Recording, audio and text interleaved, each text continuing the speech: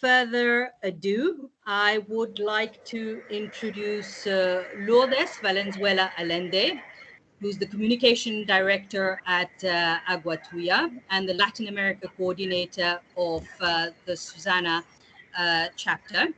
And I would also like to introduce Laura Kohler, who manages the sanitation project at CEST, the Center for Affordable Water and Sanitation, an organization that provides technical trainings, competency development, and consulting services to different organizations, one we have all at some point worked with.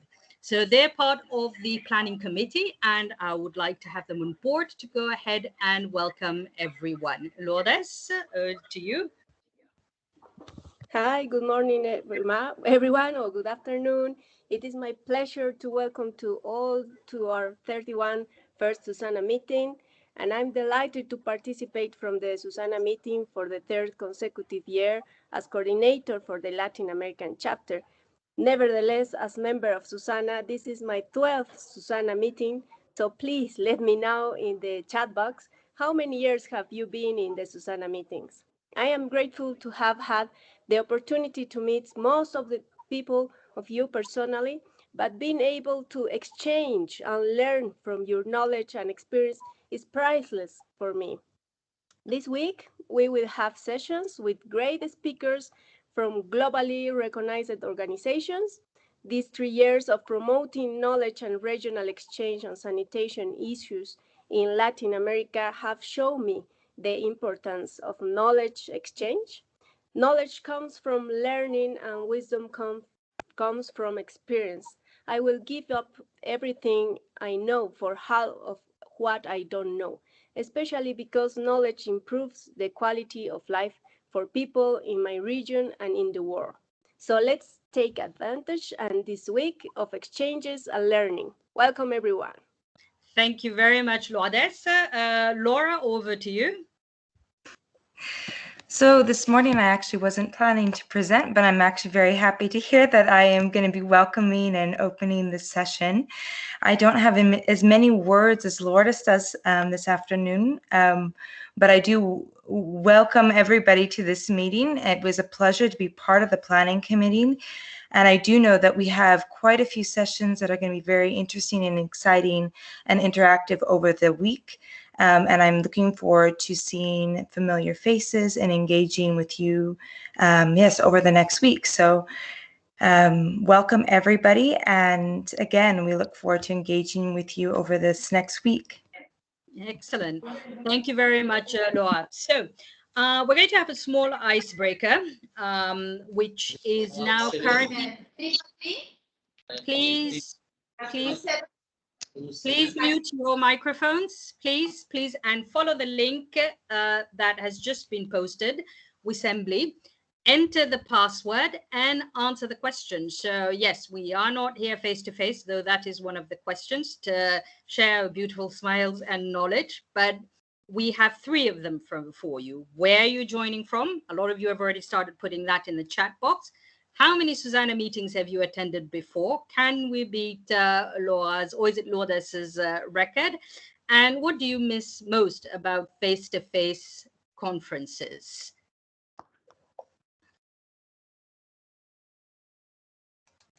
All right.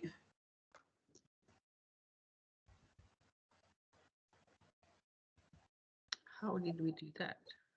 Okay. Finn, are we getting any traction on that?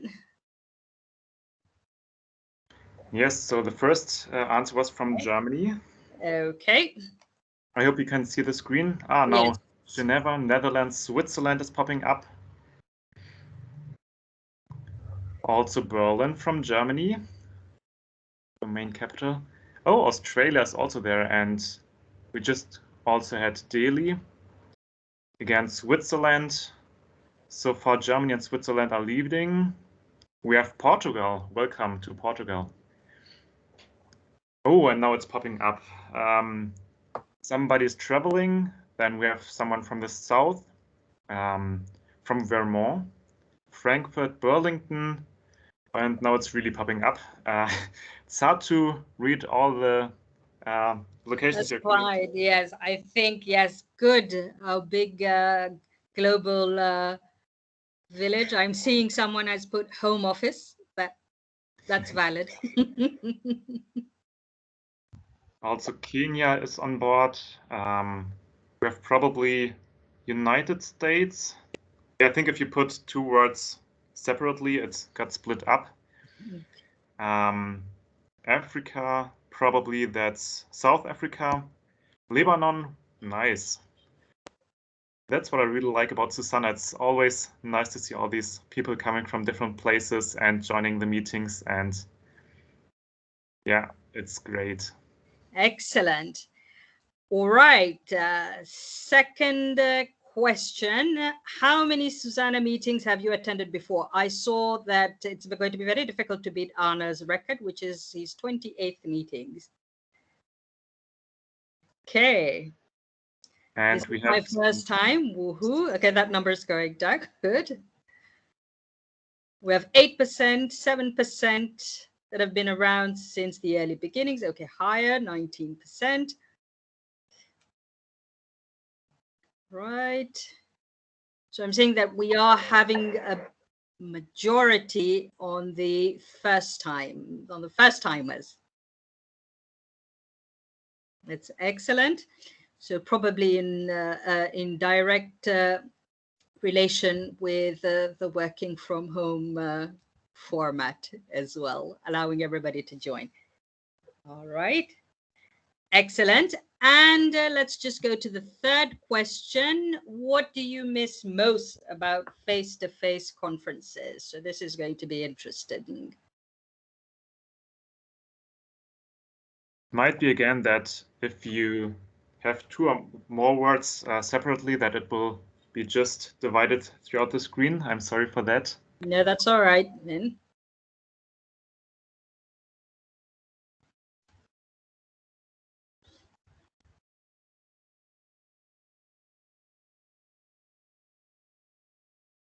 If you have not answered, Rahman has put the password, SuSanA, capital S, U, capital S, A, N, capital A, 2021, if you need to join.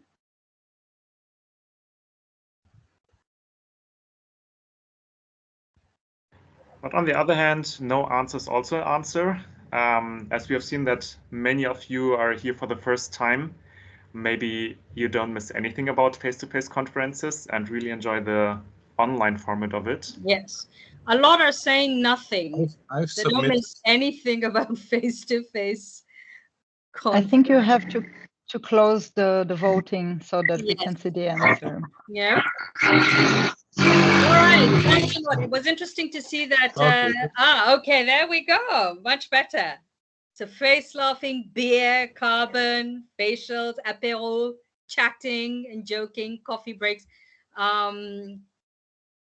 I do hope the Secretariat has planned something like that for later on the WonderMe platform. But anyway, without further ado, thank you very much for this. And I would like now to welcome Monsieur Marc-André Bünzli for our welcome address. He's an environmental geologist working in humanitarian assistance. Has worked there for the IRC, UNICEF, UNHCR, and heads since 2008 the expert group WASH of the Swiss humanitarian aid.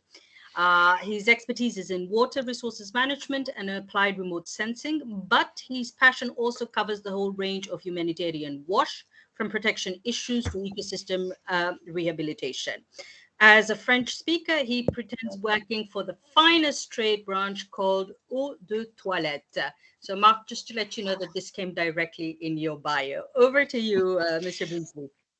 Thank you very much. It's a great honor to be with you today to make an initial statement. So, in the time of COVID and all this crisis, the question is maybe to know if sanitation is still relevant. But next, if we look at tomorrow, the WHO's prescription for healthy green recovery from COVID-19 is to protect and preserve the source of human health, and this would be nature. So I think we can do something as a sanitation community next. We often say that water is life. water is extremely rare on this planet. It's only 0.1% of the total volume, and we can only see surface water from space because it's a lot more larger than deep. So that's, I challenge this affirmation that water would be life. I think it's more important to consider that life is carbon. That's the next slide, please. And here you have a representation of what, how the carbon is the splitting of carbon among the different species. So most of the life is with plants, and there's a little part of the life that is with animals. That's what we are. And among these animals, there's a very little part, which is humans and livestock that you can see in a little corner. But even if we are only 0.032% of the total biomass, we produce 1,600,000 tons of fecal matter per day. And this would be the perfect fertilizer to feed us, because in fact, what we extract from nature as food is what we give back as fecal matter, but unfortunately, it's too concentrated. Next slide. So if carbon is really the most important part of life, then putting CO2 in the atmosphere is, of course, a recipe for climatic disaster, but it's also a very clear indication that, in fact, we mismanage a critical resource, which is CO2. And I would like to illustrate that with the next slide, which shows, in fact, where we have problems on this planet. Next, please.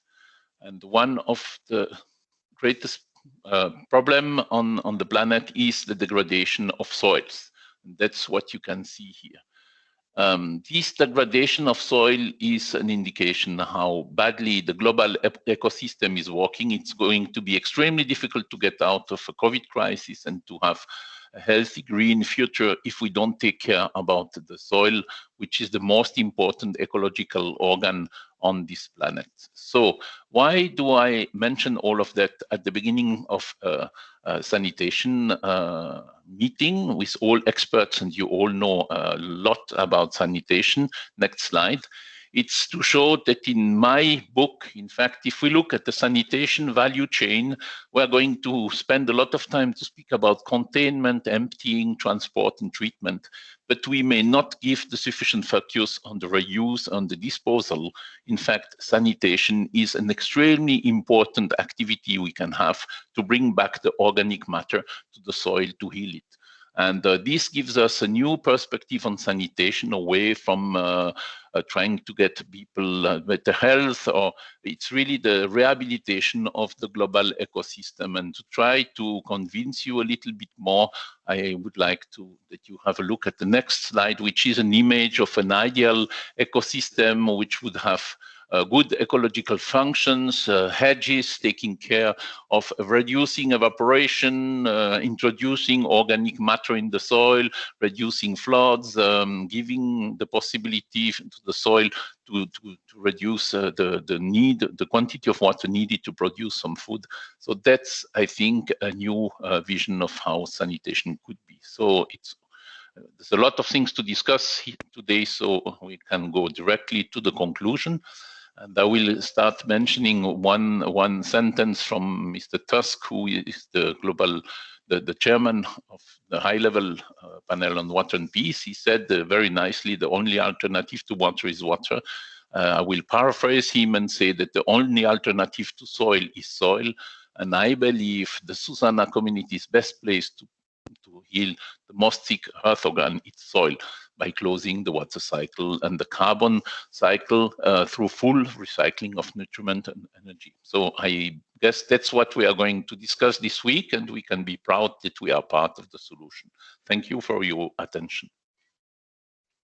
Thank you very much, Marc, for that powerful, straight to the point presentation. Indeed, yes, the only alternative to soil is soil, and we do hope that we can come up, at least mobilize and raise awareness on the issue. I do like the 8-ball analogy and the role of carbon, which is often overlooked. You did mention the issues of sanitation, and I think that's an excellent prelude to the next presentation from Comfort Kanshio of the African Ministerial Council of Water. So Comfort is the focal point at AMCOW and has been there over 7 years, working with state and non-state actors as well as private sector. Right now, she's the lead on the ASPG, which was a Herculean task on the continent in terms of harmonizing and improving our sanitation policies. And without further ado, Comfort, welcome, and over to you. I think Finn will play the video. I hope everybody can hear it. If not,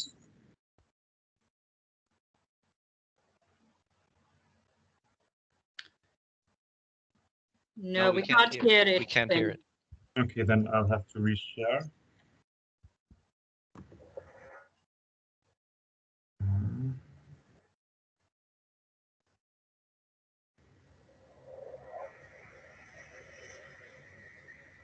Good morning, good afternoon, good evening, everyone, and thank you for joining the SuSanA session this afternoon. My name is Kanshio. I work for the African Ministers Council on Water, and I'm going to be talking to us briefly on what the African Sanitation Policy Guidelines are about. So my presentation this afternoon will follow this order. I'll talk briefly about the African Ministers Council on Water. For those of you who may be hearing about AMCOW for the first time, I will talk to us about what exactly are the African Sanitation Policy Guidelines, how do we intend to roll it out, the implementation approaches, and how SuSanA can get involved in the ASPG rollout, as well as other partners. The African Ministers Council on Water was formed in 2002 in Abuja by African heads of state, and it is the delivery mechanism on water sanitation of the Specialized Technical Committee of the African Union. We exist primarily to promote cooperation, security, social and economic development, and to eradicate poverty among member states through effective management of the continent's resources. AMCOW is currently operationalizing its 2018 to 2030 strategy, and strategic pillar 2 of the existing strategy focuses to ensure safely managed sanitation and hygiene for everyone. It is in line with the strategic pillar 2 of the AMCOW strategy that the ASPG was developed. Now, the African Sanitation Policy Guidelines, as I said, we exist for the member states, so the ASPG was designed to provide guidance to African governments on the process and content of sanitation policy. It can be used to review, to revise, or to develop new sanitation policies as well as implementation strategies. Now, policymakers what happened?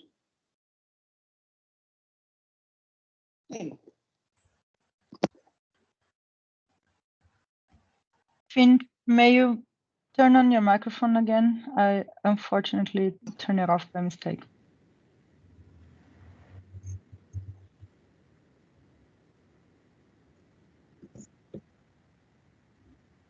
We can't hear anything, yeah. Okay, then I have to reshare once again. There was some echo. We have solid waste and all of that, environmental waste, electronic waste. But as far as the ASPG is concerned, the scope is limited to fecal waste and hygiene. So fecal waste, the focus is on human urine, feces, and anal cleansing materials. And then hygiene focuses on menstrual and blood management, hand washing with soap and water. The ASPG was developed through series of consultative processes, and it addresses gaps in current sanitation policies because inputs were gathered from member states, sector actors from the continent and globally. very briefly, I'll talk to us about what the content, so what are the contents, what are the chapters in the ASPG? So the ASPG is developed, it has 4 parts and 11 chapters. Part 3 is the context, and it talks about the guidelines.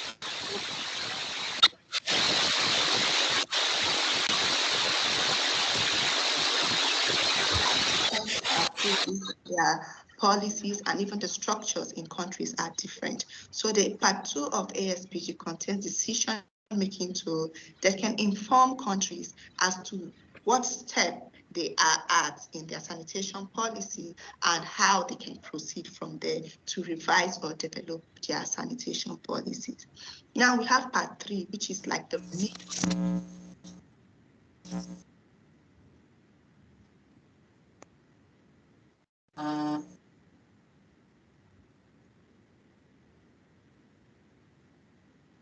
We lost the sound again. Yep.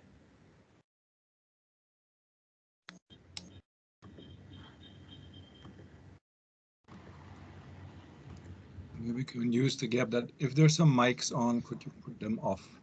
Because there's some noise of traffic in the background. Good morning, good afternoon, good evening, everyone. Talks about the development process that can inform countries as to what step they are at in their sanitation policy and how they can proceed from there to revise or develop their sanitation policies. Now we have part 3, which is like the meat of the document because it contains the content of what we consider an inclusive sanitation policy to have. So part 3 has 7 chapters from chapter 3 to 10, and it talks about the vision, objectives, and principles of sanitation systems and services. It talks about hygiene and sanitation behavior change, institutional arrangement, regulation, capacity building, funding, monitoring, evaluation, periodic reviews, and all of that. All of these chapters that I've mentioned have recommendations that countries can include in the sections of, say, for example, funding. Funding talks about sources of funding, and where you can access those funding from. So all of these chapters have detailed information in the ASPG document. Now, part 4, you would agree with me that without an implementation strategy, it will be very difficult to implement sanitation, to implement sanitation policies. So chapter 4 talks about implementation strategy. How is a strategy different from a policy, and the structure of what a sanitation strategy should include? All of those, you would find them in the chapter 4 of the African Sanitation Policy Guidelines. Now, the ASPG has been developed completely, like I said, and it was launched on the 10th of June 2021 by the AMCOW president, and the document is currently available for adoption and uptake by partners, member states, and others. So how then can you be involved in the ASPG rollout, and how can SuSanA be involved as well in the process of the ASPG rollout?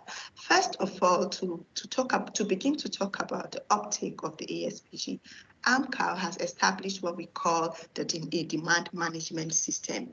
And this is a form that is available on our website that member states or organizations can fill in to indicate their interest to adopt the ASPG in their context. And this is one way that SuSanA can get involved. AMCOW is aware that SuSanA has a wealth of experts, and so one of the ways is that this form can also be uploaded on SuSanA website so that we can increase the accessibility of the form for countries and stakeholders to adopt and show their interest to using the ASPG.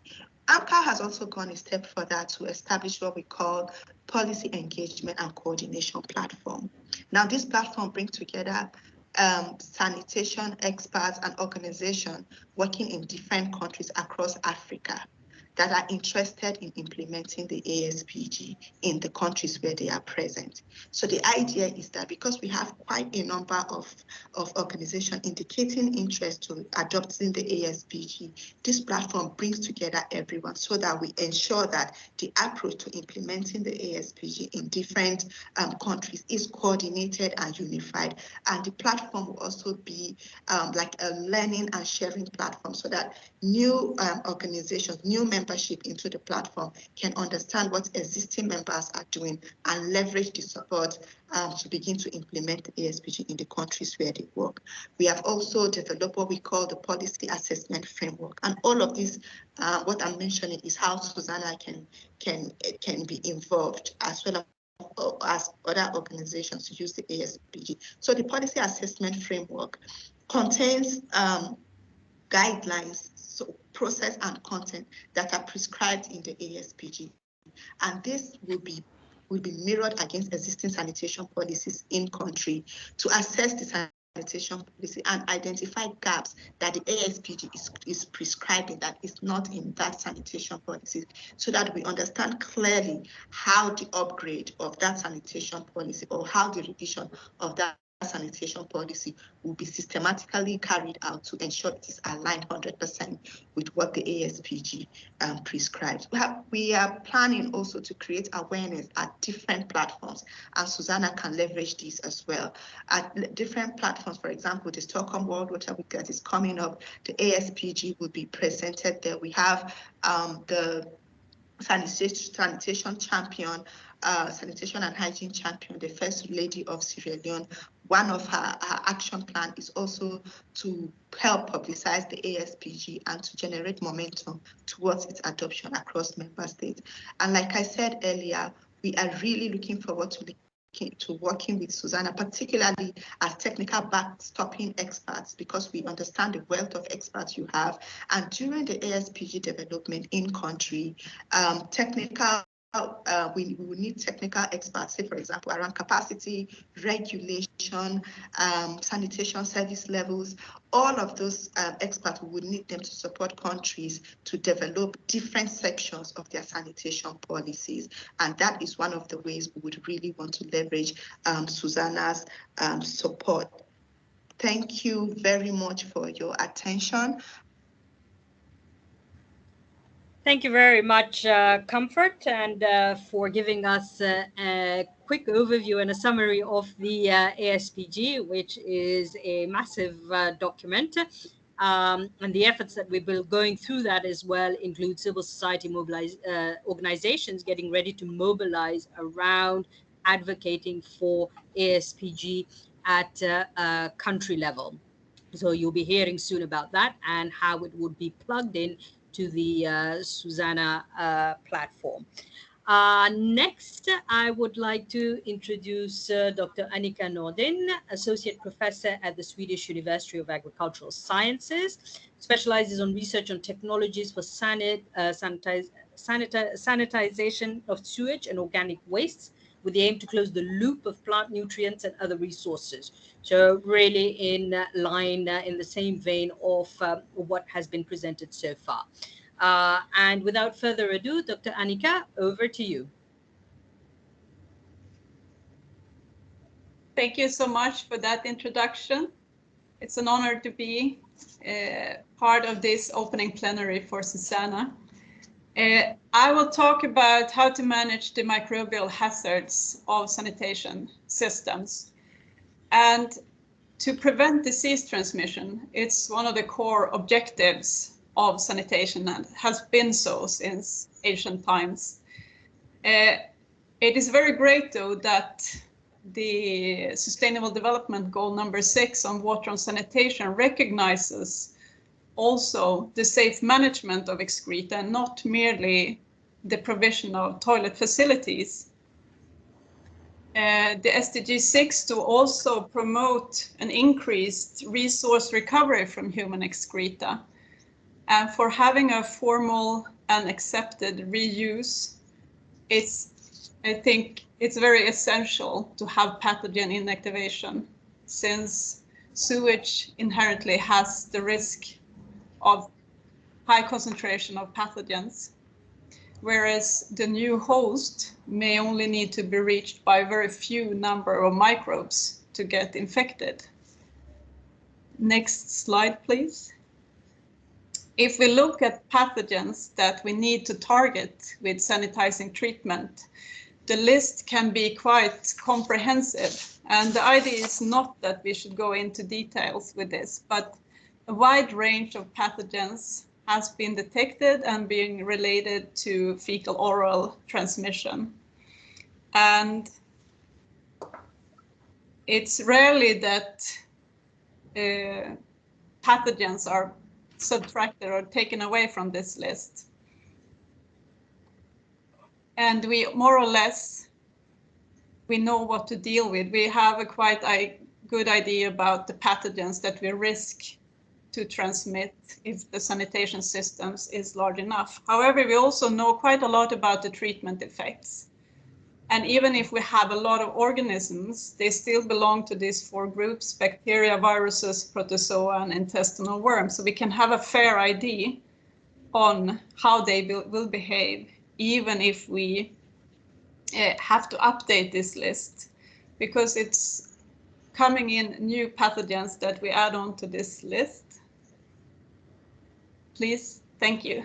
And this depends on that we have new detection methods. We found out more pathogenic microorganisms that we couldn't detect before, or we maybe reassess microorganisms that we already were aware of, but we link them and correlate them to being disease-causing. But it could also be that we have a change in the vulnerability of the population served by a sanitation system. For example, that the older population is increasing and being more vulnerable, or that we have a high rate of HIV infection. So this is, in a way, what we could say, known unknowns. We could expect new pathogens to be added to the list. However, antimicrobial resistance is a bit of a special microbiological hazard that is connected to sanitation, but also to animal excreta management and other routes in environment. Next. And antimicrobial resistance has been listed by WHO as one of the top 10 global public health threats that humanity is facing. And there's currently no surveillance system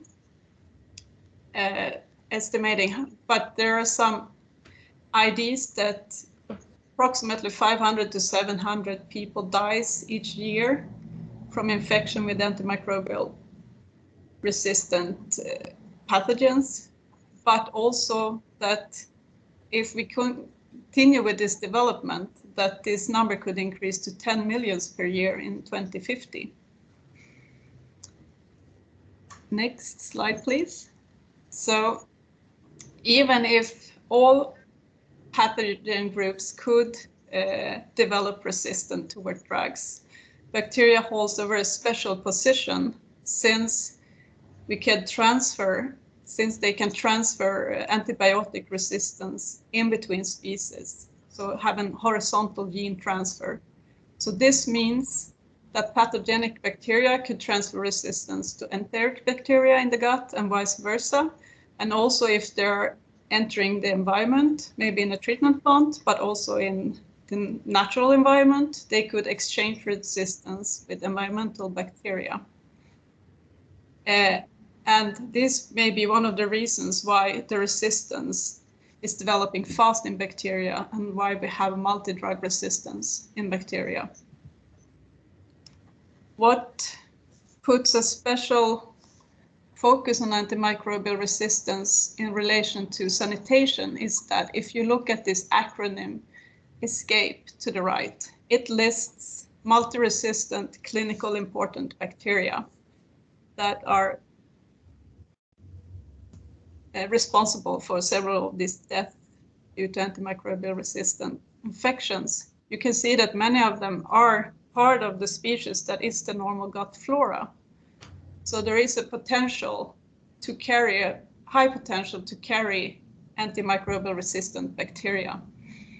And a higher carriage has been observed in low and middle income countries, despite that the antibiotic per capita use is lower than in high income countries.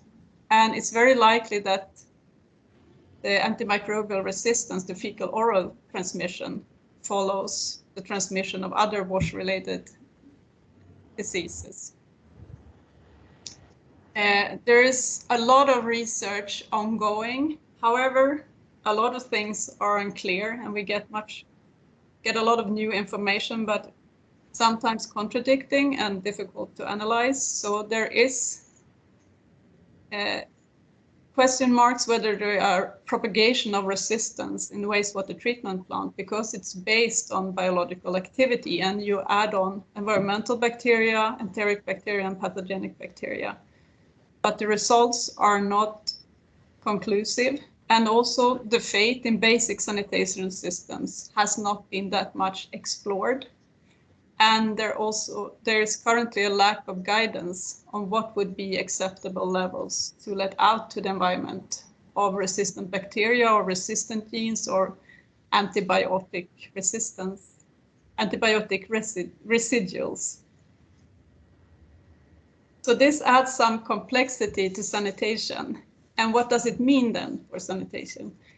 In essence, you could say that the core objectives of sanitation remain, because to reduce the incidence of infection by improved wash is one of the 5 objectives in the WHO Global Action Plan on antimicrobial resistance, because we do not have a full sanitation coverage, and that is most important to prevent disease transmission. And if we also then have sanitation solutions that adequately treat excreta before the transmission to the environment, it could be a great tool to reduce the antimicrobial resistance. And it would be very interesting to have these alternative sanitation solutions investigated on how they affect antimicrobial resistance, the genes, the bacteria, and the antibiotic resistance, antibiotic residuals, because it's potentially that they could perform better than conventional wastewater treatment plant that actually not reduces bacteria to that large extent. And the objective of treatment to inactivate pathogens is also the same, that we reduce the microbes, resistance or not resistant. And in general, if you deal with the treatment technologies, you think that inactivating bacteria is not that good, because you also have the more persistent helminth eggs and viruses, etc. But you can also say that far is reached if you inactivate bacteria and also the normal flora of the gut. And since this horizontal genes transfer, since phages are involved in that transfer, having a treatment that also have viral effect could have a potential to decrease this gene transfer. So to finalize, the core objectives of sanitation remains, and the SDG 6 on clean water and sanitation is very valid and to strive for, and coincides with the objectives of SuSanA that have had these objectives for a very long time, to promote sanitation that prevents downstream pollution and also that promotes reuse of the resources within human excreta. Thank you so much. Thank you very much, Dr. Nordin, for making it digesting what is an extremely complicated topic for the rest of us to understand. And indeed, there is more and more forums actually on the issues of infections and microbes that we are hearing within even our mainstream WASH forums. So thank you for that. There are two questions. There are a couple of questions, I believe, directed towards you, Dr. Nordin. So the first one is there a time dependency on the type and population of microbes in fecal sludge for aerobic and anaerobic conditions? And there is someone else that has asked if there are what would be the best case solutions for alternative sanitation? Go ahead, Dr. Nordin. Thank you. So for the anaerobic and anaerobic digestion, it was the time aspect that was the question. Is that right? Yes. Yeah. In a way, the fecal, like the pathogens, the bacteria, gastrointestinal bacteria, they would eventually cease over time when they're out from their natural environment. So any prolonged treatment would, in a way, make concentrations go down. And there's a bit of like conflicting information whether these treatments based on microbial activity, whether they will increase or decrease the resistant genes pool, but it seems like it's moreover decreasing. And otherwise, for sanitizing treatment, liming has been brought up. Articles a promising treatment to inactivate both pathogens in a quite easy way, but also the abundance of resistance genes. Right. Thank you very much, Dr. Nordin. I know there are more questions in the chat, so I will invite you to go ahead and address them. If we have any questions for comfort as well, I would invite you as well to please go ahead and post them in the chat. All right, we're at halftime, and now we'll be moving on to our thematic inputs. We will be having about 5 presentations and have the Q&A there. It would be good that all your Q&As are typed into the chat for ease of reference when we pick them out. I'd like to first introduce Dr. Tessa Goverse, who is the Chief of the Pollution-Free Ecosystems Unit in the Ecosystems Division of UNEP. She joined in 2000 to work on the Global Environmental Outlook and became the task manager in 2006. So I'd like to introduce Dr. Goverse. Over to you. Thank you very much, Sareen, and good day, everyone. My name is Tessa Goverse, and I'm indeed the Chief of the Pollution-Free Ecosystems Unit at the United Nations Environment Programme, or UNEP. And it's a great pleasure to participate in the 31st Global Sustainable Sanitation Alliance networking meeting. Next slide, please. So when we think about biodiversity and aquatic ecosystems, many of us will picture this: pristine, untouched or well-managed environments where life thrives and human beings live in harmony with surrounding environment. But the reality is very different. In some parts of the world, pollution is significantly rising by the year. This is due to a range of drivers, pressures and challenges, and this is the reason why we are all here today, to consider the immense value of biodiversity in ecosystems, the challenges that are posed on them by wastewater inadequate sanitation, and the solutions that we must implement quickly to reverse the negative trends that we are seeing. And as the UN Secretary General put it, we must make peace with nature. Lack of proper wastewater management and unsustainable sanitation contribute to an immense load of water being polluted every single day worldwide. And the problems related to wastewater management and sanitation provision are not standing on their own. They're connected to other issues such as nutrient loading, plastic littering, use of microplastics in products and antibiotics, as we just heard in relation to AMR, and air pollution. And the source of these problems, which are often manifested in our waterways and the ocean, often lies upstream. So challenges related to providing access to water and sanitation are many. Frequently, poor governance and weak enforcement of existing legislation play a key role, as they fail to guarantee good quality and accessibility of water, as well as access to basic sanitation. Funding limitations to develop water networks and install and upgrade wastewater treatment systems prevent making progress as well. This situation is often coupled with technological barriers and a lack of capacity to maintain and monitor such networks or treatment systems.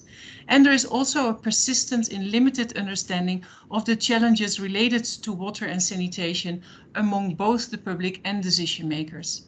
The consequences are multiple and have very serious repercussions on health, human well-being and biodiversity, especially in fragile ecosystems. One outstanding example is coral reefs. Next slide. So we know that nearly all human activities result in production of wastewater, and that estimates indicate that the vast majority of wastewater is discharged into rivers, lakes or the ocean without any treatment. This presents tremendous challenges on biodiversity and ecosystems, ranging from over-nutrification of coastal areas, leading to algal blooms and dead zones in some parts of the world, to an impact on the presence and the reproductive behavior of aquatic species caused by pollutants. The good news is that in wastewater management lie solutions as well. Wastewater is a renewable resource. It can be reused for multiple purposes, for irrigation, for afforestation, for groundwater recharge, and also for drinking purposes, provided it's properly treated. The very same nutrients that cause eutrophication are actually valuable resources if we can recover them. And the same goes for the reuse of water, an aspect that will only increase in importance with climate change. So this is a reason why it's key to manage our water resources sustainably and reuse wastewater to the extent possible. By doing so, we create opportunities that range from saving important amounts of water, where this precious good is scarce, as well as the nutrients that it contains, provide opportunities for energy generation, and create green jobs. Next slide, please. UNEP is the leading global voice for the environment and the agency that coordinates the United Nations environmental activities. And at UNEP, we also host a number of global partnerships, including the Global Wastewater Initiative, a multi-stakeholder platform developed under the Global Programme of Action for the Protection of the Marine Environment from Land-Based Activities, and where stakeholders gather from all corners of the world to join forces in initiatives to tackle wastewater pollution. Other platforms that we have under the GPA are focusing on marine litter and on nutrients. Next slide. So our work on wastewater is based on 5 pillars: policy, technology, awareness raising, stakeholder engagement, and demonstration projects. This slide shows some examples of the work of the Global Wastewater Initiative. We, for example, earlier this year launched the Atlas on wastewater and sanitation in Africa to help policymakers and the wider public better understand this field and support sound decision making. We also organized a series of webinars to raise awareness on wastewater-related matters, including those related to COVID-19 and nature-based solutions to wastewater management. Next slide. So to conclude, allow me to take 2 minutes of your time to show this short video that captures more succinctly and eloquently than I ever could the biodiversity and the source to sea aspect of wastewater as it travels through the environment, impacting ecosystems at various stages.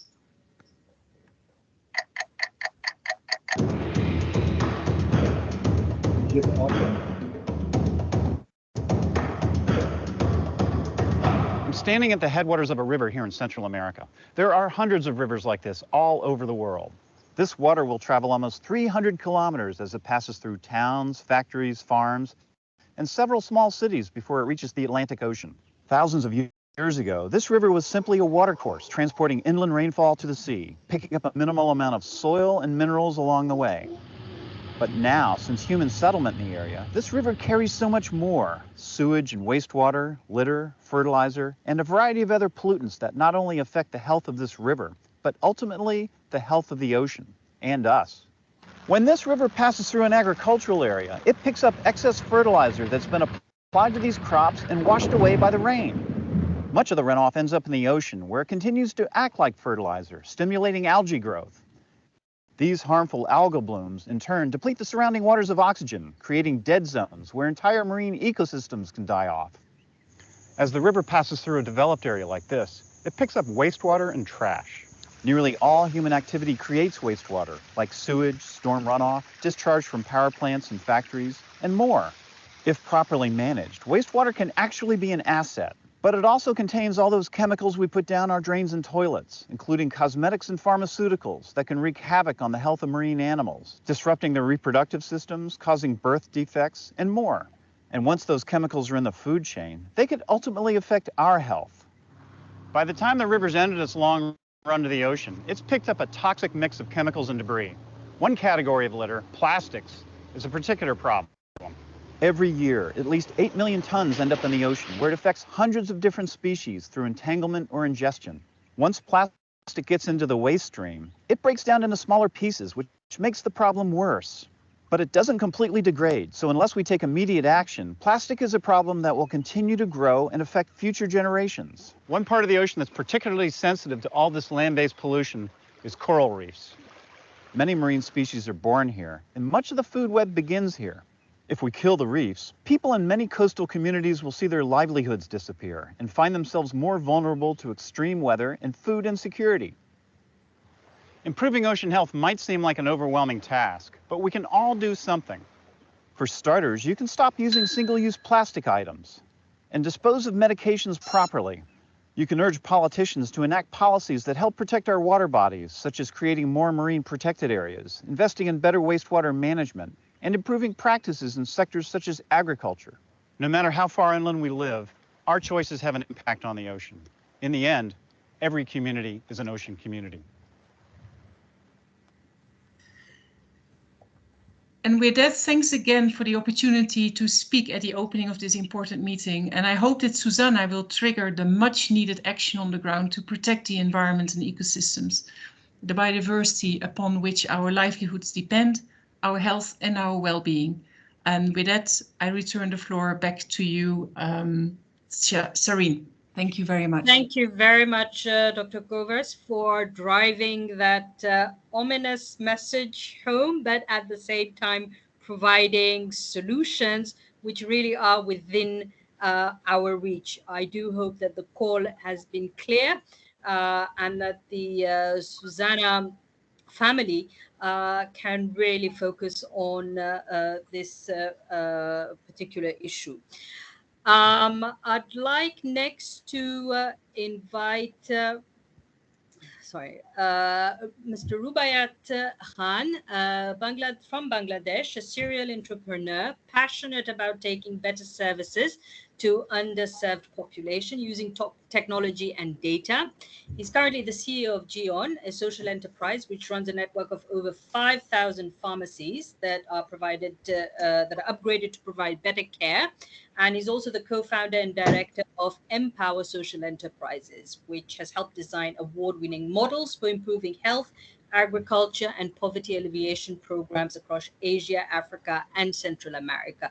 So Mr. Khan will delight us with a really interesting topic that has started gaining serious momentum within the knowledge management sector. Over to you, Mr. Khan. Thank you so much for inviting me here. First of all, let me commend the amazing work all of you are doing for so long in the field of sanitation. And it is quite evident from the work that you all do that development is indeed a noble profession. Most of us come to this sector with a sense of duty. We are much more aware of the privilege than most around us and have been exposed to the tremendous inequity of this world, which bothers us enough to give up on some luxuries and choose a path of giving back. So being immersed in the world of development over the past 12 years, I have, however, come to question whether that is enough. Does this self-sacrifice and nobility of the work that we do blind us to the tremendous privilege we continue to enjoy, even as development experts or professionals? Next slide, please. So I'm not a WASH expert, so I was initially wondering what I'm doing here, but I have been assured that the topic that I'm talking about today has resonance in your space as well. As mentioned, I'm a public health professional, an entrepreneur. I'm a technology enthusiast as well. I have founded a couple of organizations that work at the intersection of health and technology, and I have worked across government, nonprofit, and business approaches to solving health problems in low and middle income countries. So as I share my personal experiences, please try to find analogs from your space to contextualize. I will leave that to you. Enough with the disclaimer. So to illustrate my thesis, let me start by sharing a few experiences that actually forced me to confront this question of who actually holds the position of privilege and power in this space. So the first story is from a time when I was traveling in the remote wetlands in northern Bangladesh.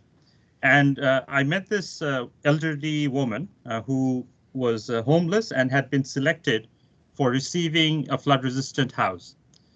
She did indeed receive the house, and however, what happened was it started leaking water from the roof since the beginning. And during the next season's flood, it was promptly washed away, pillars and all. She was devastated. When I asked her what she would do now, she kind of threw her hands up in the air and said, "I got this house for free. How can I complain about something that I never paid for? Maybe it's just my bad luck that this happened."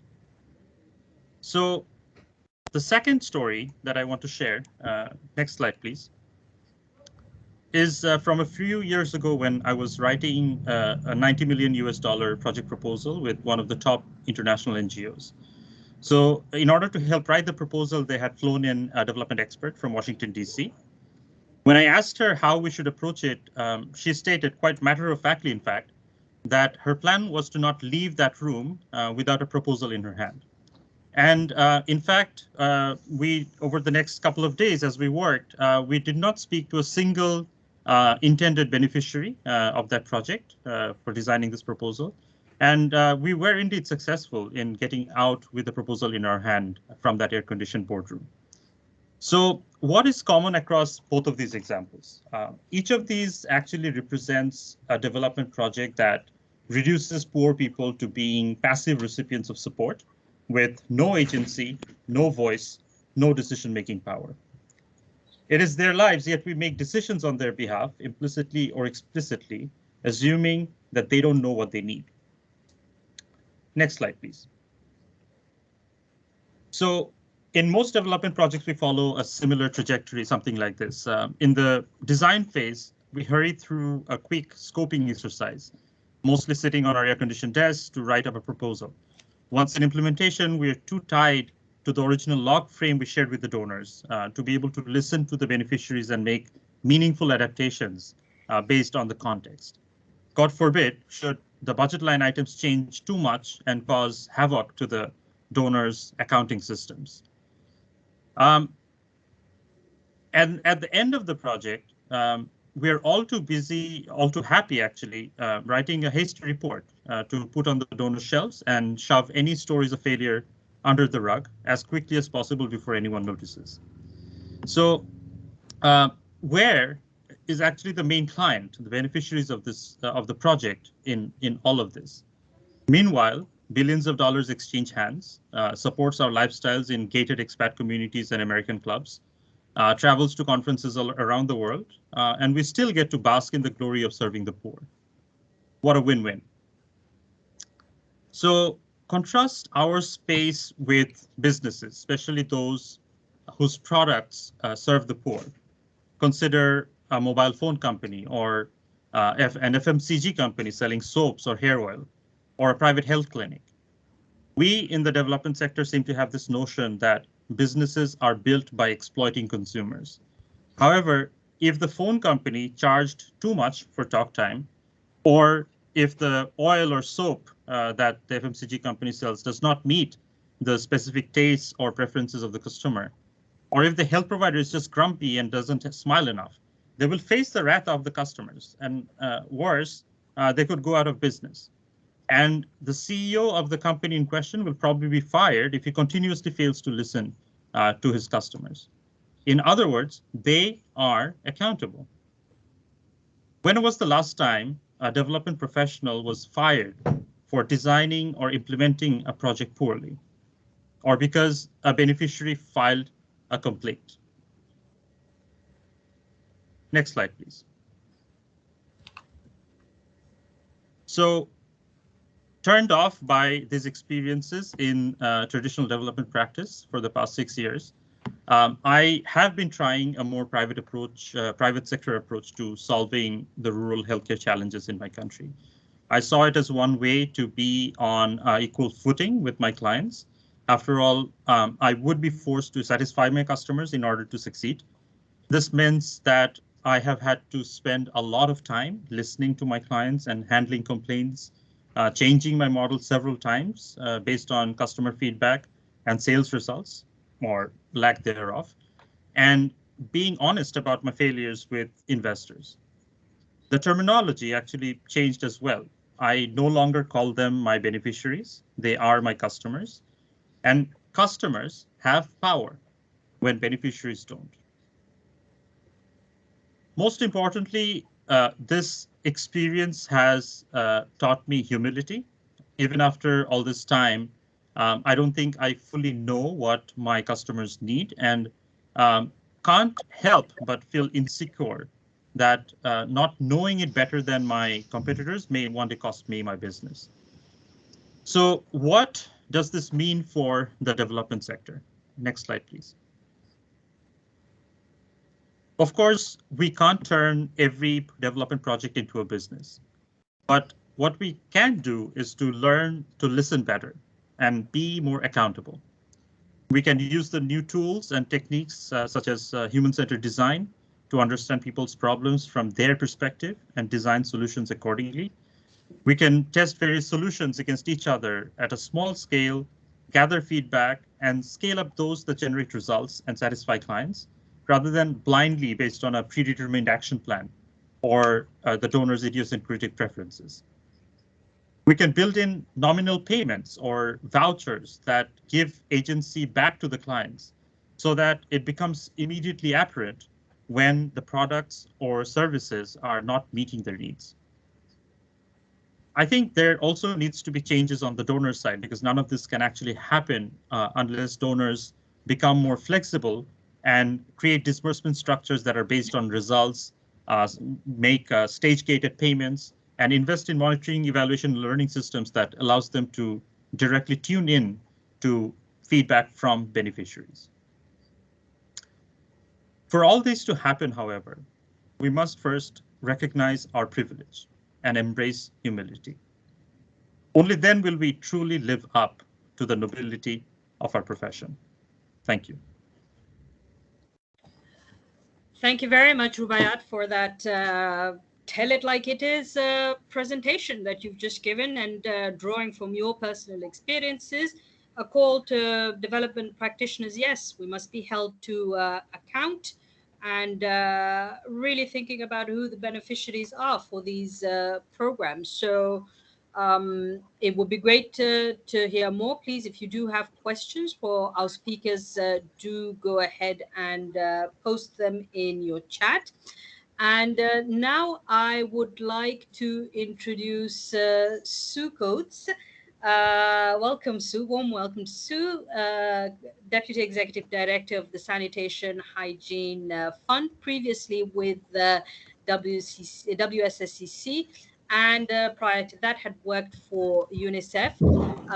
Under WSCC and under Sue's tenure, we did see the birth of the SuSanA chapters, and particularly the Africa one. So I'd like to introduce Sue and to give us an update on the Sanitation Hygiene Fund and the way forward. Over to you, Sue. Thank you very much, and you can move to the first slide. So thanks to SuSanA colleagues for inviting me to the session and for acknowledging the work of WSSCC in the sector. My presentation today, though, focuses on just the briefest of introductions to a new organisation, the Sanitation and Hygiene Fund, or the SHF, and on this slide you can see our logo. So whilst the genesis of the SHS does rest with WSSCC, it is a new organisation with its own strategy and evolving operational approach. And at the moment, we have initial funding from the Dutch and Swiss governments. SHF is focusing on sanitation, hygiene and menstrual health for households, schools and health centres, both in rural and urban settings. Our money will be targeted towards countries with the highest burden, yet the lowest ability to respond, and that includes within populations within those countries. We are not an emergency fund, and given the criteria, this means that we are very much in sub-Saharan Africa. Setting up the new organisation has taken longer than anticipated, and our summer now is one of recruitment, putting in place our board, and we will very soon announce a new chair. So just go back to the previous slide, please. You're jumping quick. Thank you. The SHF is not WSSCC in new clothing, even though you may recognise some of the names from that organisation. Our donors have been clear that they support a fund and a financing mechanism that can use awards to greater impact. You can see listed on the slide some of the things we are not. Many of you have also asked whether this is the time to be brave enough to launch a fund. I think both Annika and Marc-Andre have spoken coherently to this. There is never a good time or a bad time. We just have not met our international targets, and that is sufficient criteria. Having said this, SHF is not competing for funds, but it will focus entirely on attracting new resources in support of national investment plans. Next slide, please. It's important, I think, though, to say a little bit about what we do hope to do. And we're exploring partnerships in the context of this and have had some very interesting discussions with the SuSanA Secretariat already. And we very much see SuSanA as a sounding board as we move forward with the makeup and the construction of the fund. It's important, I think, to state that our starting point is national investment plans, and where these don't exist, supporting development and readiness so that they're in place. We're clear that readiness lies with country stakeholders and their willingness for open and transparent collaboration to set both priorities and ensure inclusive planning. And here I thank AMCOW and Comfort's presentation earlier for putting in place the sanitation guidelines, and we look forward to aligning with that work.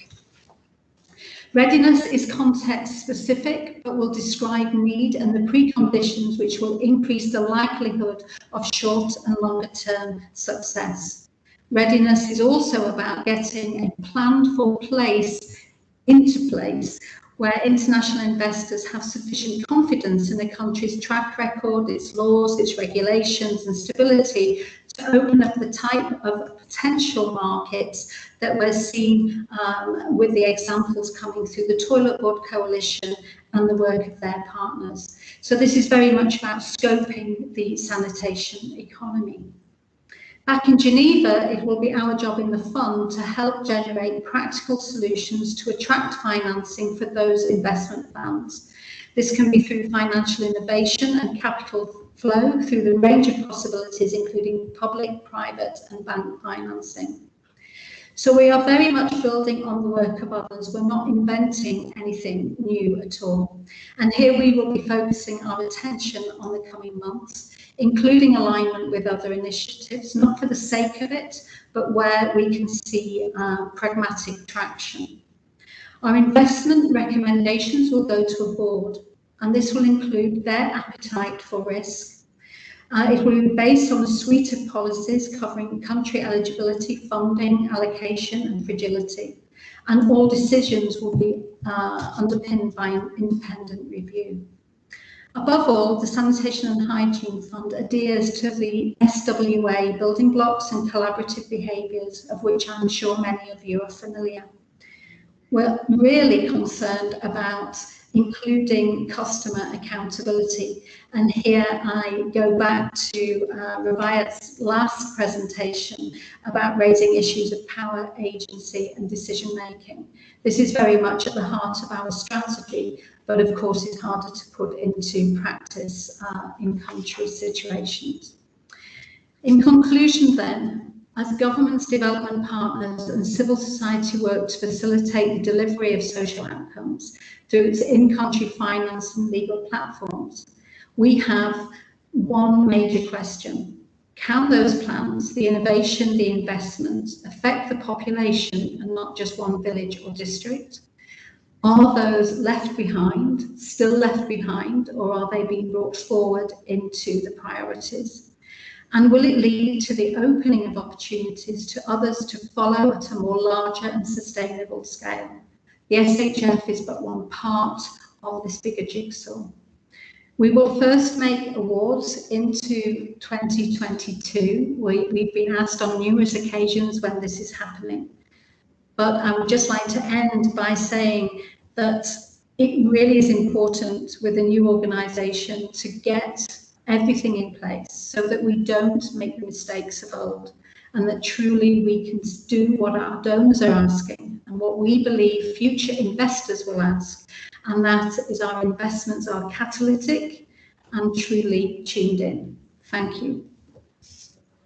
Thank you very much, Sue, for the really much awaited update on SHF and forthcoming plans, the strategic direction that it would be taking. So this has been very informative in terms of the partners who are here today.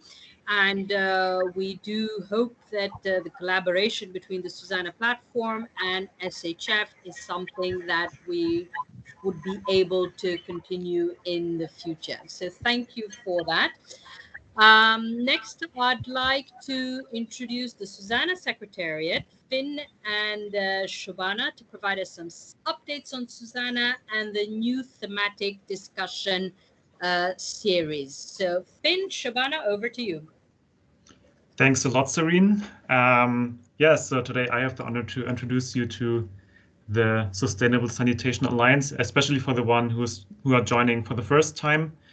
In regards of the time, we have shortened the introduction part a bit, but Chaudhary will post a link in the chat to a YouTube video from last SuSanA meeting, the 30th SuSanA meeting last year in August. And there's a very nice introduction of the SuSanA meeting, of the SuSanA network.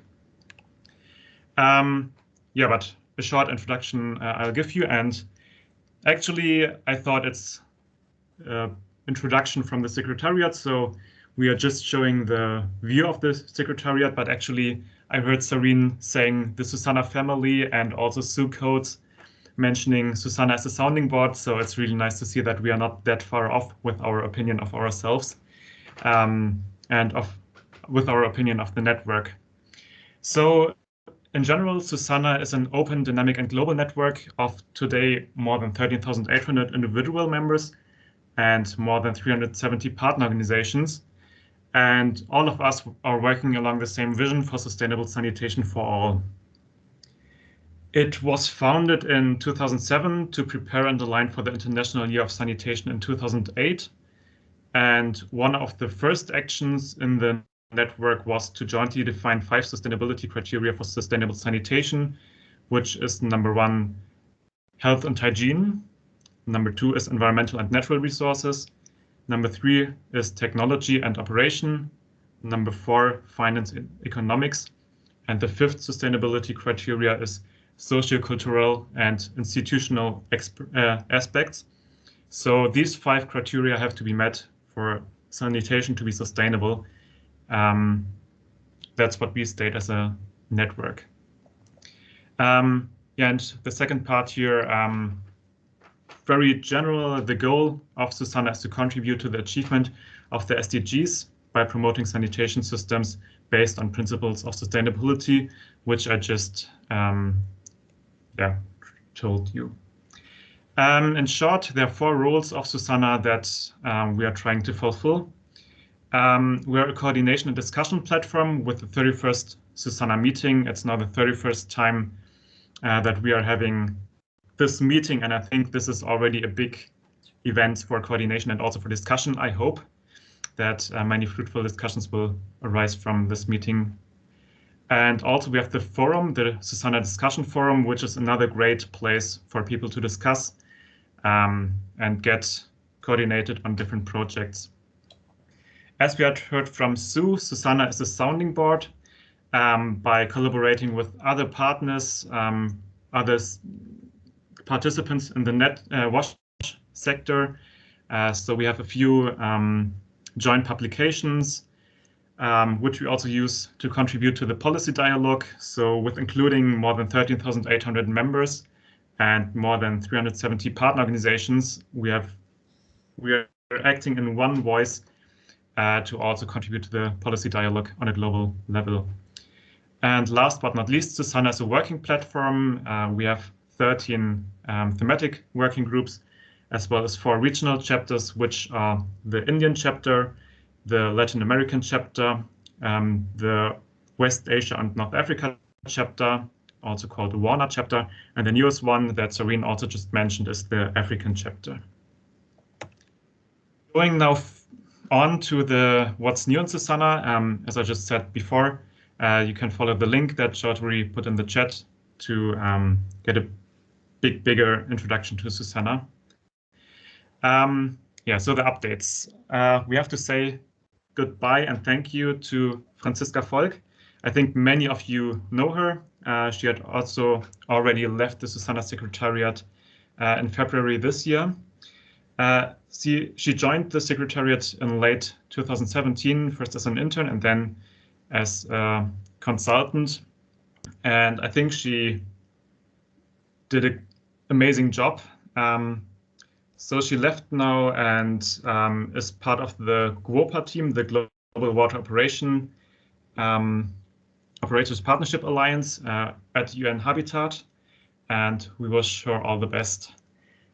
Also, I have to announce that I'm going to leave the SuSanA Secretariat on the end of this month. Also, Cecilia is leaving. She has also been around, like, from the 3 of us, the longest time. She also started as an intern in 2012 and in 2015. Then she joined the GIZ as an advisor, and since then she has been supporting the Secretariat's team in different roles. For example, last year she was the Master of Ceremony of the first online meeting.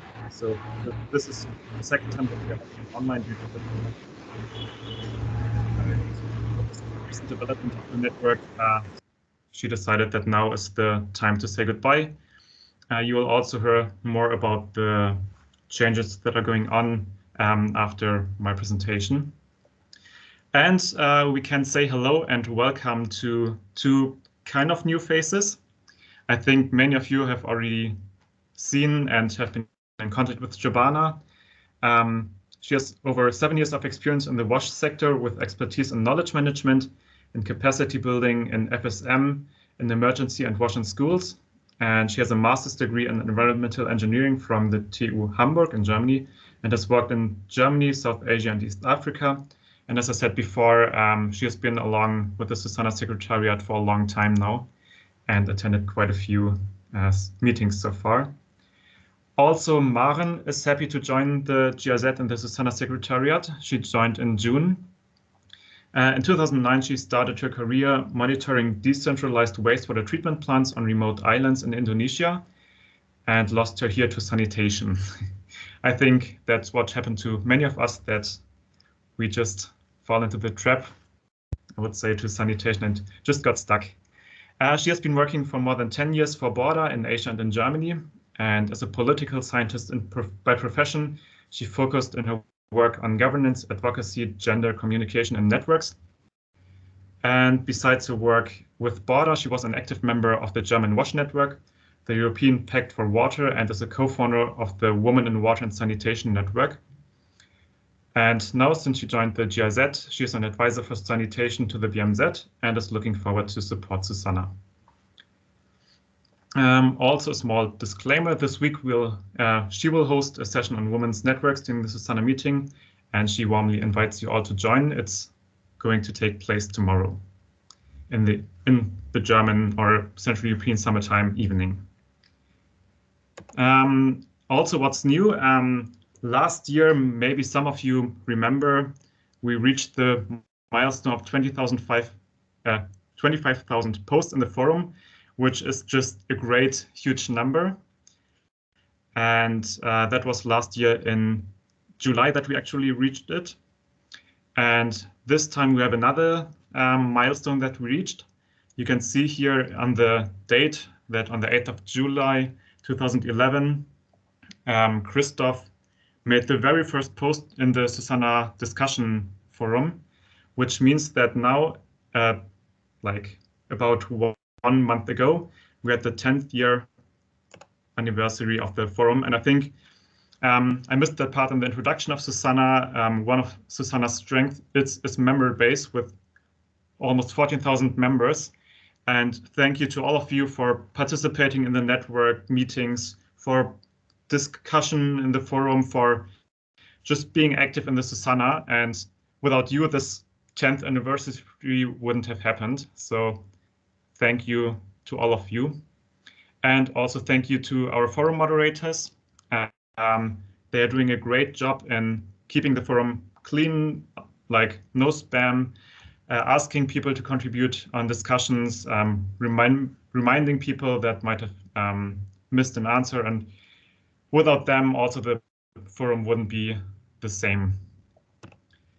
Going to the next, looking back at 10 years of forum. So in total, we have almost 20,700 posts in the forum, which is a lot.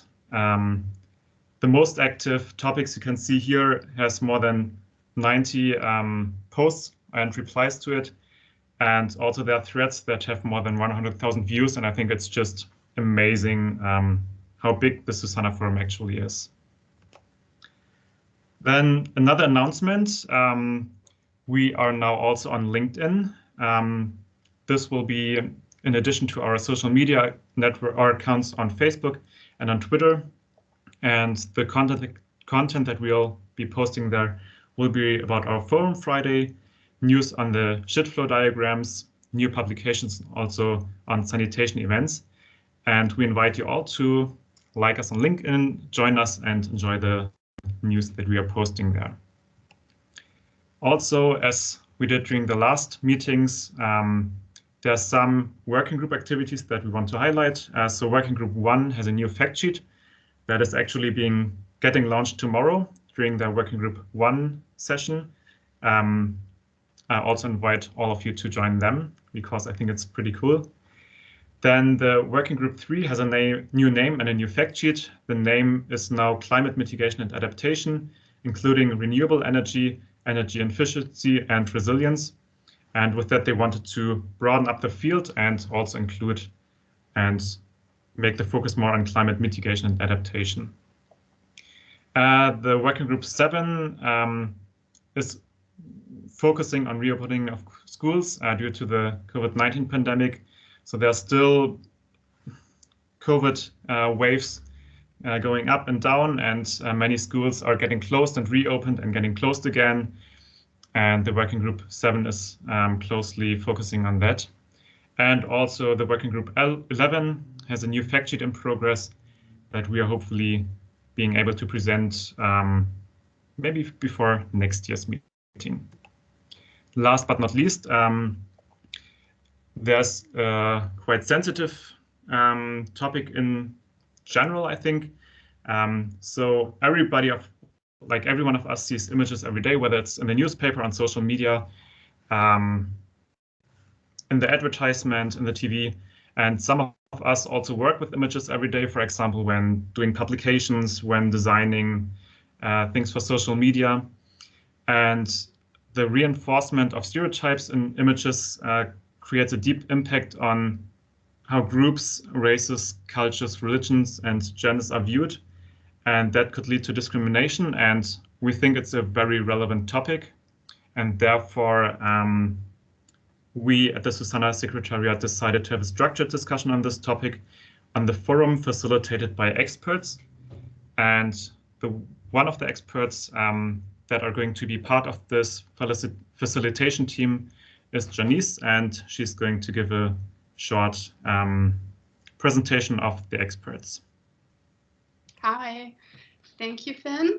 This will really be very short, and thank you for having me. And I've enjoyed listening to your presentation so far in a field that is very foreign to me.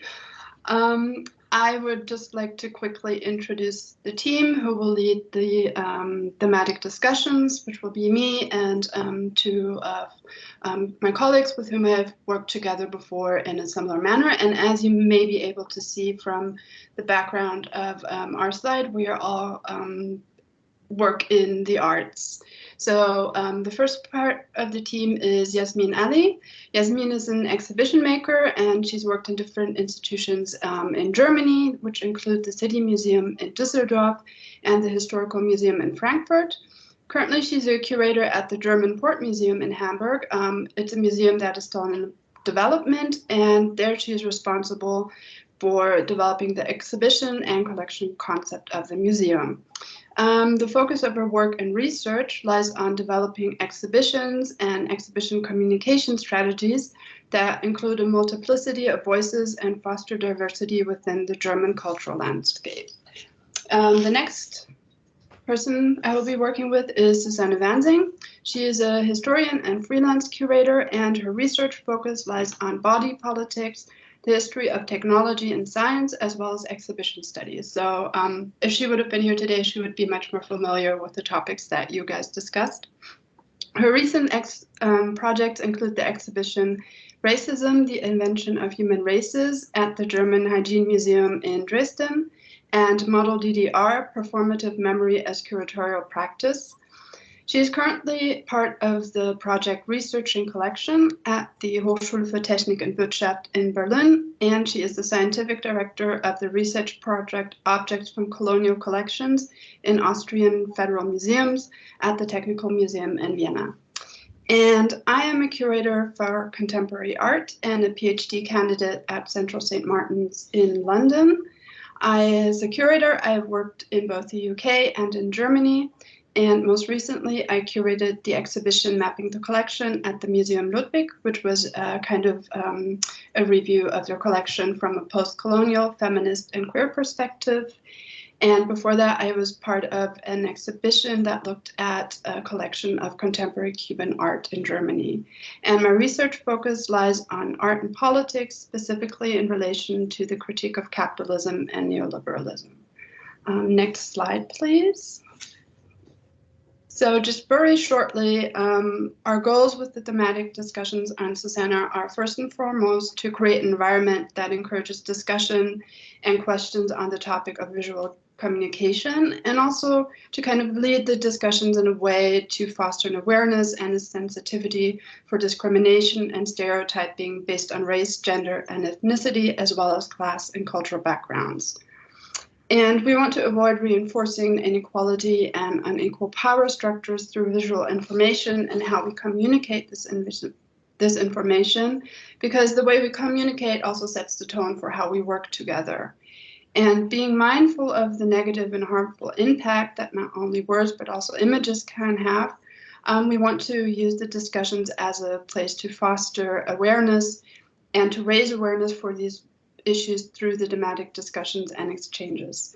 So we hope that you see them as a chance to refresh what you already know, to gain new insights, to ask questions, and to just have discussions on these topics and to see where they go. We, of course, welcome your input and suggestions for topics, and we hope that we'll see many of you involved in the forum. Thank you. Thanks a lot, Janice. And yeah, back to Sareen. Thank you, Janice. Thank you, Finn. I'm seeing in the chat a lot of goodbyes and emotional ones too. I would kindly ask the participants that are here to bear with us for another 10 to 15 minutes before we close. We did have the bit of a caveat at the beginning saying that we might spill over. And without further ado, I would like to introduce Dr. Francis Los Reyes to tell us a bit about the future of SuSanA. Francis and MTF. The change manager is the chair of the change management task force, and really working behind the scenes to come up with a structure that would support SuSanA in the future. He's a professor of environmental engineering at North Carolina State University. And Francis, over to you. Thank you, Sareen. Good day to everybody, and thanks for hanging in there. This will be quite short, and it's really good to hear that presentation from Finn about SuSanA. I hope you agree with me that SuSanA has made a tremendous impact to global sanitation. We've grown from a very small group of volunteers to now an organization, a network, an open network of, as you heard, almost 14,000 individual members and hundreds of organizations. So why are we talking about change? Next slide, please. As with any organization, especially this largest global network for sanitation, change is inevitable. I think if we want to meet the challenges of SDG 6, if we want to be more efficient, more inclusive, more diverse, we really need to think about how we can position and make SuSanA a better SuSanA for all of us. So change is also growth. Next slide, please. So in 2019, August 2019, the core group of SuSanA realized this and appointed a volunteer group called the Change Management Task Force, or CMTF.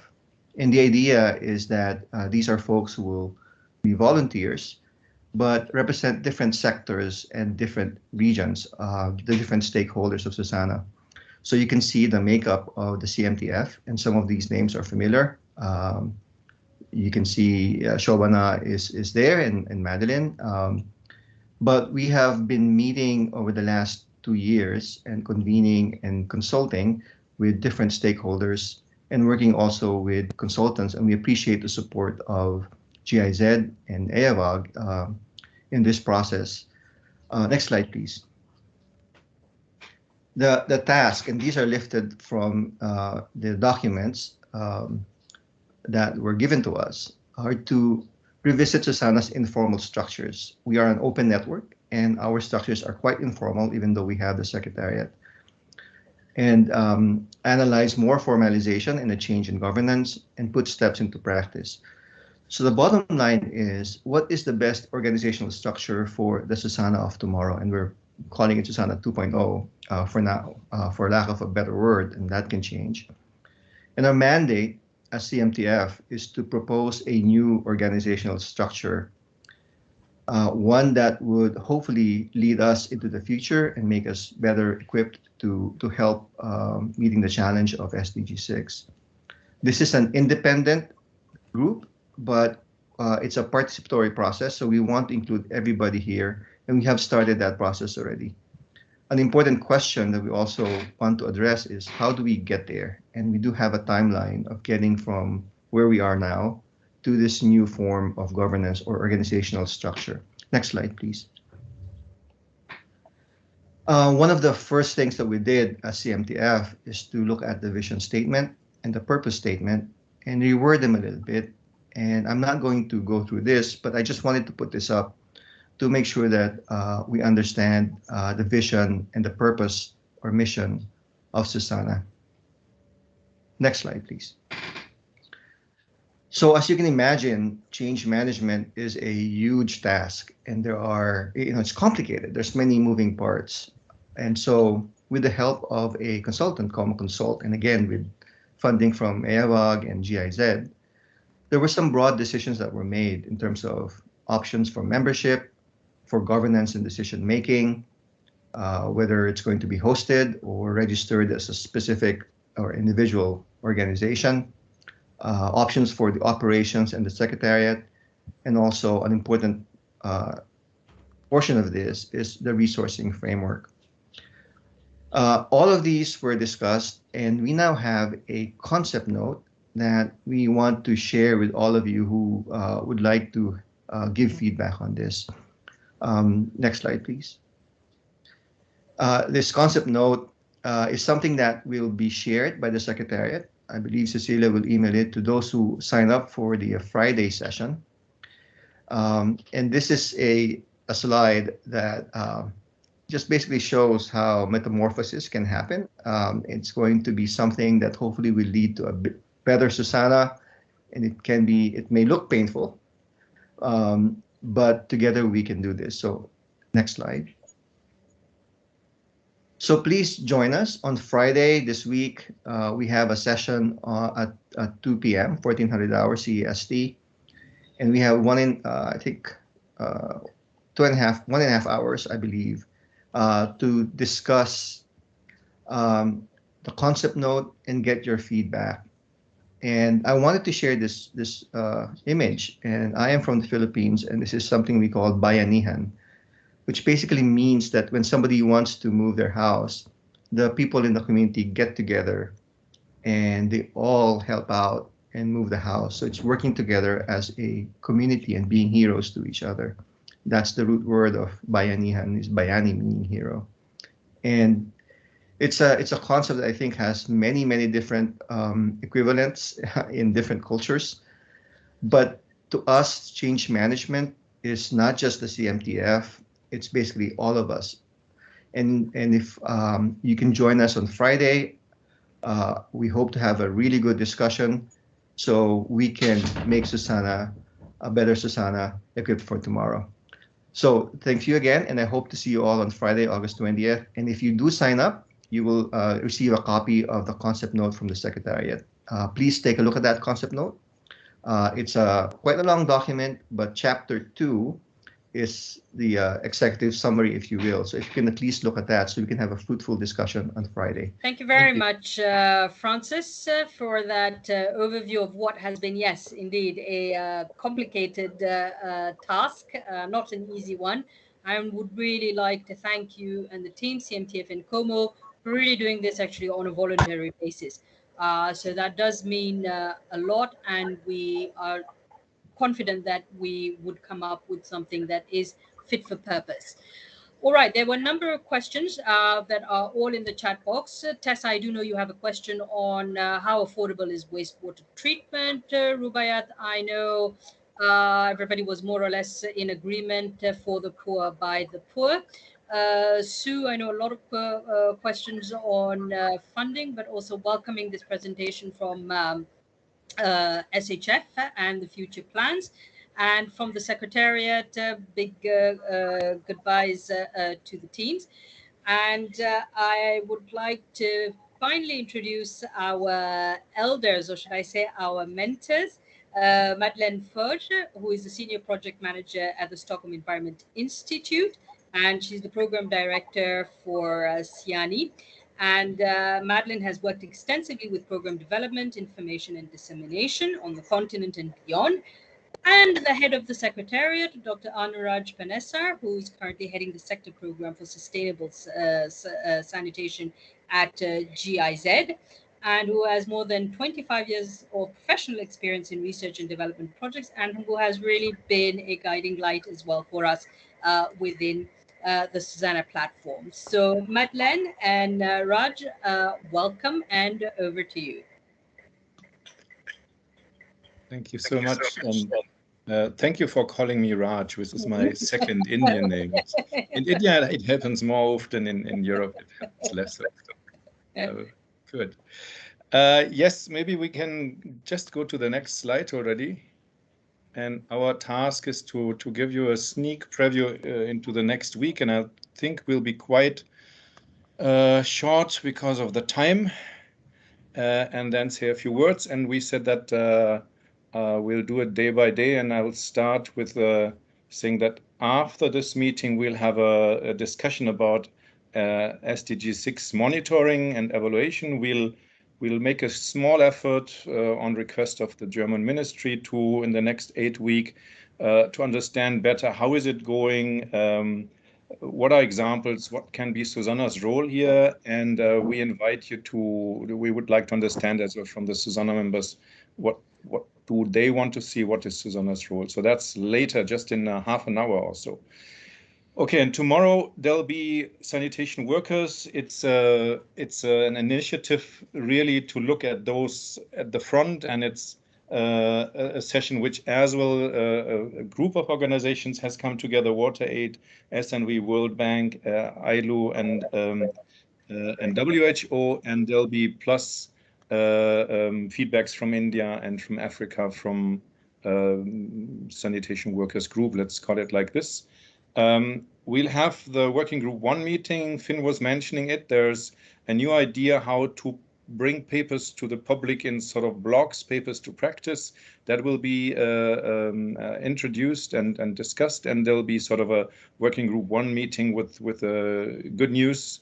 So join that one, and we'll have sort of what's the picture of women. They should be leaders and not only seen as people getting help, but helping themselves. And there are networks around that, and we'll have in the afternoon this discussion. And with this, I hand over to Madeleine for the Wednesday.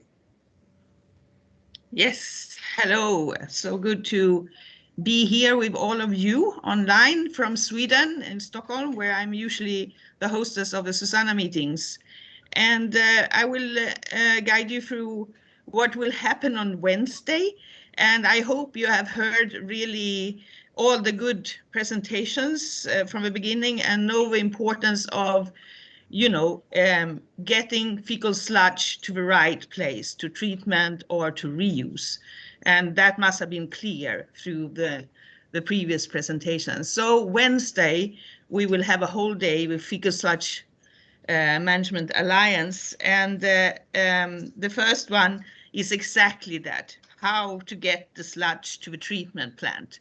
Yeah, that is very important. It should not be dropped down in waterways or on the side paths or anything like that. So that will be a session.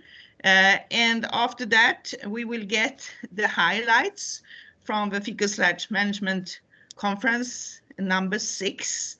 And in the first, we will have presentations from Asia and Africa, and it will all be moderated by Christoph Luthi from EWAG. And after that, we will have a special session on the last Fecal Sludge Management conference from Latin America, where Lourdes will moderate the session. You have already met her today. I mean, this is the key, you know, we cannot get the fecal sludge into the waterways or anywhere else. We have all heard it. So, you know, stay tuned for Wednesday and enjoy. Okay, and then we're coming to Thursday. First, I'd like to draw your attention to the chat. Raman Chowdhury, he has put in flyers for all the sessions in the chat, and I hope you can download them directly. So then you can have more details on the sessions. On Thursday, we have safe reopening of schools. It's a global tragedy at the moment that the schools are closed, and maybe like 30% of the pupils will never go again to school because of different reasons. And it's a hugely important discussion, what's going on there and how can we, with good WASH infrastructure and school-based management, help that the reopening of schools is working. We have a role to play there, and the first session on Thursday is on this. Another topic is climate resilience. Climate resilience is a topic. Often it's talked about water. We've learned as well in discussions today how important is sanitation here, that it's a key to solve problems. And that will be the second session on Thursday.